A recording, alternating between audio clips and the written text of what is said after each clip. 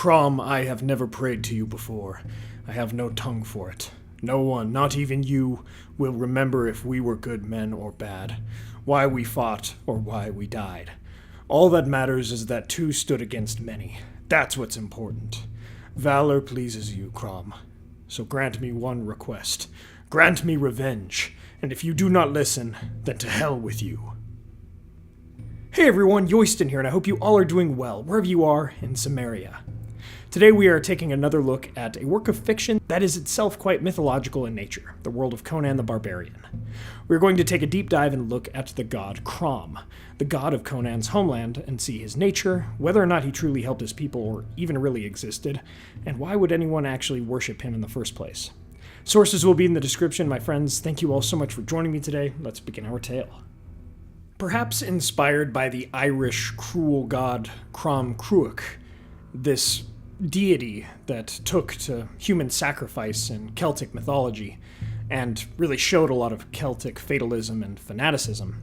It could be that this Crom that we know in Conan the Barbarian is somewhat inspired by this god. However, that is really where those similarities end, because the version of Crom we're talking about today is not benevolent, not comforting. He is not perhaps a god of fertility or associated with wealth like the Celtic one might be.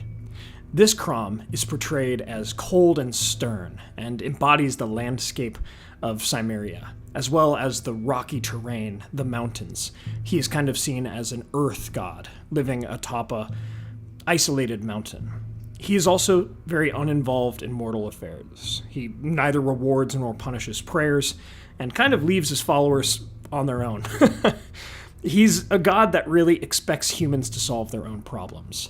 Hence, the title of this video. Why would anyone worship Crom the god? We'll get back to that here in a bit, but I just wanted to plant that question back in our minds, because already this god sounds like, why would anyone follow him if he expects people to really just take care of themselves and he's not going to help you and he's kind of cruel? It's an interesting question. In essence, Crom is the antithesis of an interventionist deity. And what I mean by that is, when we think about a mythological or a fictional sort of god, some are certainly less involved than others, but typically we think of the blessings, prayers, curses, oaths, whatever it is, that they put on their followers or on the people that oppose them, whatever it is, right? We think of them being involved in a story. The funny thing about Crom, he's just not. The Cimmerians honor him, and they don't expect anything from him. They don't worship him in a devotional sense, knowing that they won't receive anything from him per se. They fear him perhaps more than they love him, or at least they respect him more than they might love him. Again, with the idea of Crom, he kind of sees prayers and these oaths of love and compassion made to him as pathetic or pointless, even maybe disrespectful. And this is assuming that Crom even exists. Because he's such an isolated, non-interventionist kind of god, it could very well be that he doesn't even really exist. But what does he do? What does he give? The Cimmerians believe that he gives one thing at birth: strength and the will to survive, which very much matches with the identity of Conan the Barbarian, who does respect Crom. He doesn't love Crom and rarely prays because Crom would laugh at him. Again, prayer and this devotional kind of feeling towards Crom is just not how one would actually go about respecting him. And compared to other gods, this would seem maybe cruel, unnecessary. Again, Crom, why would anyone love him? But strength comes from a person's individual freedom to either be strong or fall to weakness, to save themselves or don't, right? And there's this sense of personal responsibility that is inspiring about that. Hence why some people would follow Crom. So talking about powers and influence, again, he gives strength. At least that's kind of the belief. He would give every child courage, toughness needed for life. What they wish to do with it is up to them, and he won't try to make them use it or not use it. It's up to them. And otherwise, he rarely really takes any direct action. It could be that since he is this god of earthy terrain, he might cause earthquakes, like the one that in the Conan mythology sunk Atlantis. And some do credit him with this, but it's a little bit obscure in the lore. He does usually give hardship that results in greater resilience. Again, the iron sharpens iron kind of thing. Rather than the typical gifts of gods to save people and bless them. No, the innate strength, but then the ability to go through hardship and pain and become stronger. That is the gift of Crom. And so he exists as this force, or even this kind of cosmic idea that, yeah, Crom is, he already gave you strength, and whatever you do with it, yeah, that's your choice.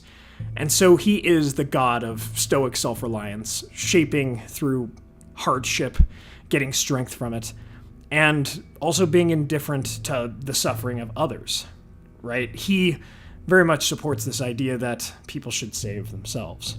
Now again, you can, simply disagree or agree with that sentiment, but that is definitely what Crom stood for. And so, with all of that said, Crom is a symbol of self-reliance, grim survival, the belief that no one will save you but yourself. And being that god of self-reliance and of the physical earth, he is a really interesting and nuanced god, as there are few others across mythology or fiction that are quite like him. This stoic, this unhelpful.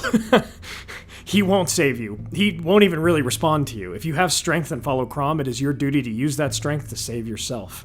That is his gift, the power of stoic self-determinism. Likely, if he does actually even exist in the Conan the Barbarian world, he would not judge a person for believing that strength is all the person's own and not from Crom, or that Crom doesn't even exist. He probably wouldn't blame anyone for even thinking that, if he does in fact exist, for such a mentality is what Crom is tied to anyways. From the story of Crom, we see that within all of us are hidden reserves of strength. Strength we can call upon to save ourselves and to push others to do the same. The strength of mountain and stone. Thank you all so much for watching. I'm enjoying exploring these other mythologies and fantasies and fictions to better know these myths and legends.